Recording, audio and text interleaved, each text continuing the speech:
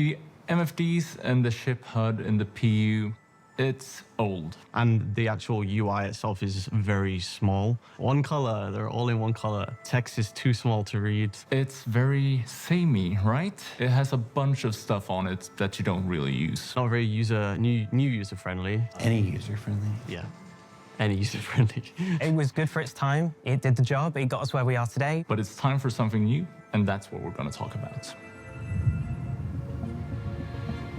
I do agree. So far, I don't use any of them. I just use the buttons, power the ship on, get out of there, try not to eject my seat and, leave my seat the proper way. But any of those millions of systems, I've tried playing around with them on a co-pilot seat. Most of them do nothing. And they're all either light blue on gray or green on gray. They look the same. So I'm kind of excited to see what they're going to do with it. Yeah, I'm hoping the engineering gameplay makes changing power outputs and stuff like that actually feel like it's doing something. Because in the past, unless you turned it all the way to 0, you don't notice a whole lot in shield regeneration time when you're actually flying. Or if you put it towards your engines, it doesn't feel like it's adding a whole lot to it. So it's like you don't feel like you're giving and taking a whole lot by changing the power distribution. So hopefully they actually add that to actually feel like something's happening. Yeah, and maybe I can, put some of the screens on a bigger screen, like sometimes when we're in combat. I can't read the little tiny scribbles of what I'm fighting. Can I put that on the big screen? I don't care about my power management in that point in time. I'm not changing it. I'm in the middle of fighting. I want to see what I'm fighting so I know if I need to go for the bigger rockets or just keep gunning them down with a Gatling gun. So you can actually change every screen to what you want it to be currently. Yes, but it's not user-friendly to any sort of user. As I said, I fully agree. Not user-friendly. It's just not useful. The reason why we're doing this now is because we had a lot of time during the development of Squadron to create an expandable and a more robust system for MFDs. We have a bunch of super nice MFDs ready for Squadron, and now we're moving them over to Star Citizen. It's also really good to bring it over now because we've got the new resource network system, so we need to have the MFDs here to support that new gameplay. Initial release, there'll be 5 visual styles to the MFDs and the HUDs. There's Aegis. It's very militaristic and it's very sleek. Anvil is great. I love the green color of Anvil. It feels a lot more like an F-16 cockpit. Drake is my favorite. It's retro and Blade Runner and CRTs. So the only thing I hate are the little hologram-like things, because if you ever look at something bright, even when you look at this image, a lot of your lines and stuff are hard to read just because of the super bright background. Yeah, I'm hoping to give us the option to turn the brightness up or down, like you can on reticles in video games sometimes. That would be nice. So I can adjust what I can see. Yeah, I mean, even in today's world, we have sunglasses that can help with bright areas, or you think by now they'd have autopilot and screens or windows that automatically tint. I've got glasses that do that. Yeah, especially with the outside actually looking tinted on the newer ships especially. So maybe there will be options. Who knows? I prefer it to be less of options and more of just better design, because fiddling with all those options, I'm already using an accordion on the keyboard just to fly a ship. Oh no, I meant when you usually open up a new game, it's letting you choose your brightness.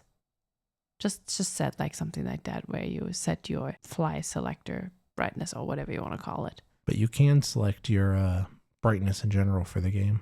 Yes, but that's the general brightness, not the brightness of whatever you call it, your cockpit view. The sun glare. Argo? It really feels like a piece of industrial equipment, which is what the brand is going for. And there's the generic style that will support all the other ship manufacturers for the time being. For this release, the MFDs are getting 9 different views. Oh, how many is that even? Well, let's go through it. start with self-status. Self-status includes all of the critical information about your ship dependent on your current operator mode. So you'll have your ammo numbers in guns mode, you'll have your missile arming in missile mode, and your fuel readouts in quantum mode. There's also a unique version for turrets as well. We have taken away a lot of, well, faff from there. So this is simpler than before. Weapons active. It's more condensed and it links into the new systems that have been developed in terms of vehicle features. For example, it shows your updated gimbal modes, and it also shows your current weapon group, which is a new thing as well. Target status is the same thing, but it gives you the information about the target that you have currently selected. It's mostly going to be, for a lot of players, the ship holo. You're going to want to see, am I dealing some damage or not? You will also have the emissions, so you know what missile to use against them. And you will see their names, so you know that you're not shooting the wrong person. It's not as much information, because obviously if you want to see how much ammo they've got, you've got to scan them. But it will show you their health, it will show you their faction, it will show you their velocity. From the sound of that, I'm actually pretty happy that they're fixing scanning and it's not just this huge line of text. And that there's actual, so what it sounds like, actual numbers of like how much damage you're dealing, not just the hologram of you taking kind of a wild guess. Like, I think I'm taking down their shields. I'm seeing it getting smaller, but numbers are always nice. Yeah, it'll be nice that they're more clear now too. Weapon config is entirely new. It links into the new weapon grouping system, so it will list out every single weapon on your ship.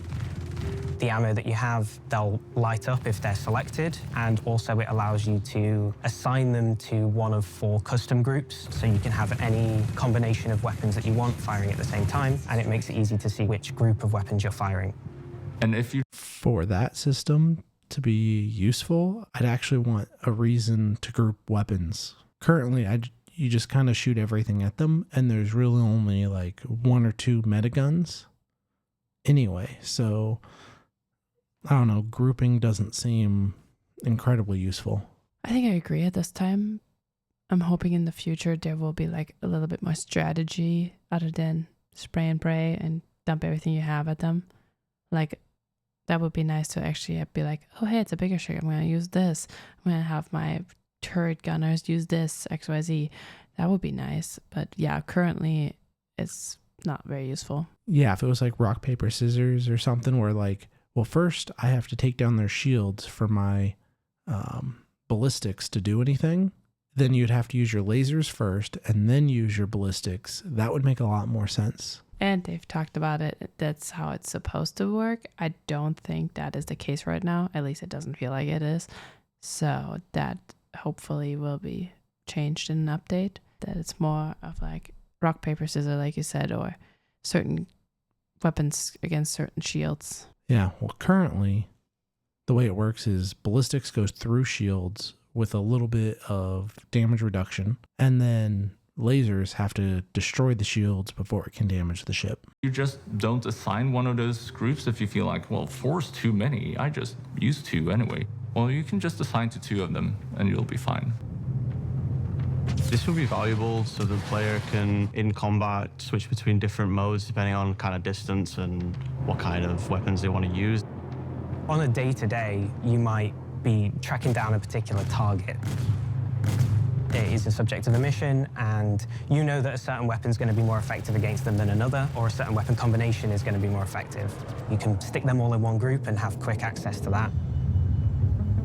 But in order for it to be more effective against someone, you would still need it like an armor system. Like, you need something to actually make it have a difference.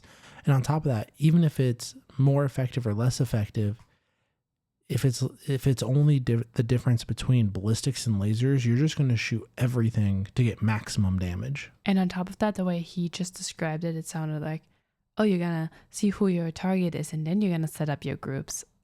Ain't nobody got time for that.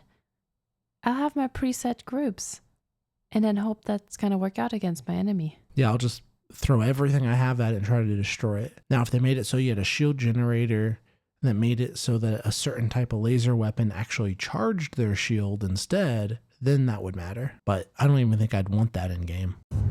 Shields is pretty much the same as what it was. You can control each of your shield faces if you have 4 shield faces. If you have 1, you can control the whole thing. And it gives you a reset button. So But on the Caterpillar, why would you want any of your shields to be anywhere but in the back?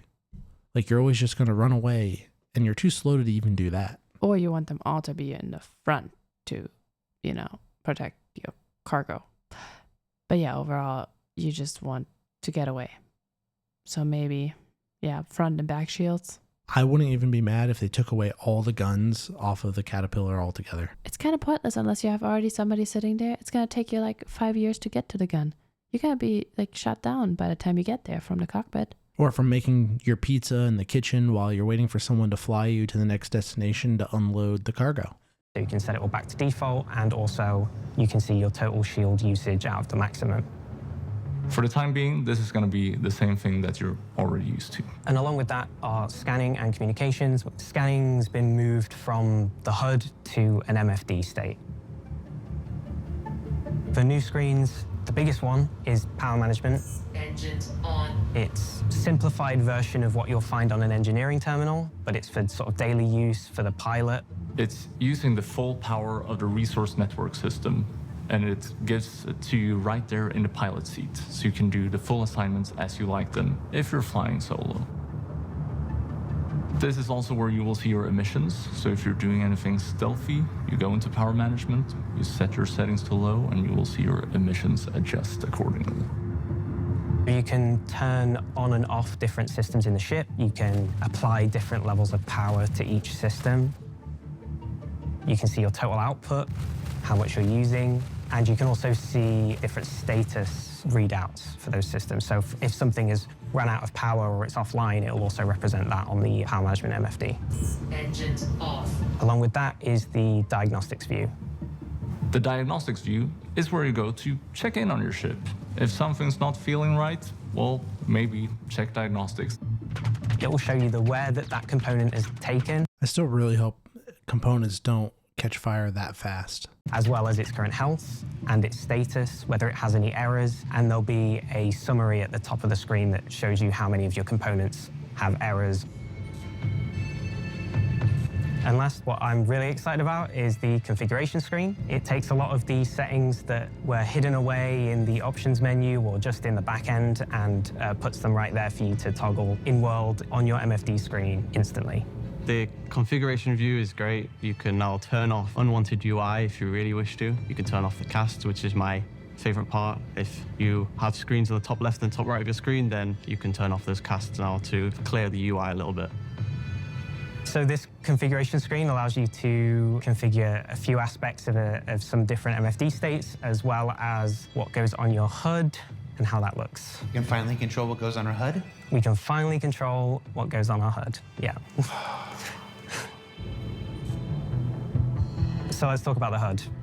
Using the configuration screen, you can choose whether or not you're showing your MFD casts, which are simplified and more tactile versions of the self-status and target status screen. Functionality-wise, it's stuff you know already. You have your velocity, you have your afterburner, you have... At this point, I'm thinking head tracking is going to be something that's almost needed. Which, by the way, I did some research on, and it looks like you can just use an old webcam and some free software, and you can get some pretty good head tracking. Pretty accurate. It doesn't have the eye tracking. It's not like Tobii Eye Tracker, but it's not $300. It's, you know, cheap plug-in camera. Does seem like you are more able to customize what you like to see. So I think, you know, there's an opportunity for Google Glasses here. No, just kidding. But no, it's nice that I can say like, hey, I want to see the hologram, or I don't care about any of that. I want to have a nice clear screen to look at and just focus on fighting or flying or whatever I'm doing. You have your annunciators, and you have different indicators.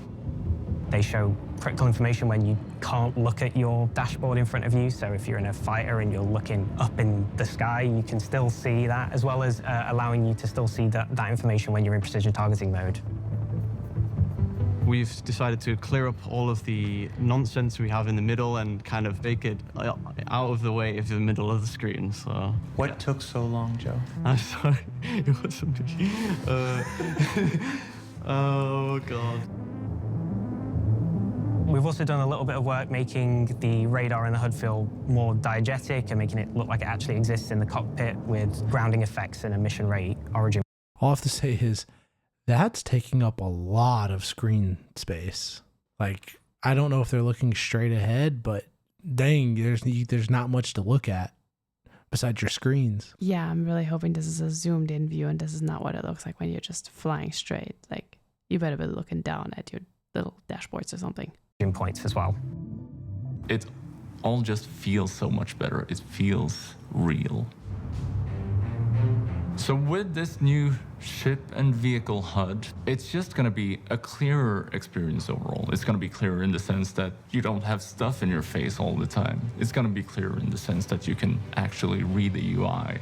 So I think you'll be very happy with it.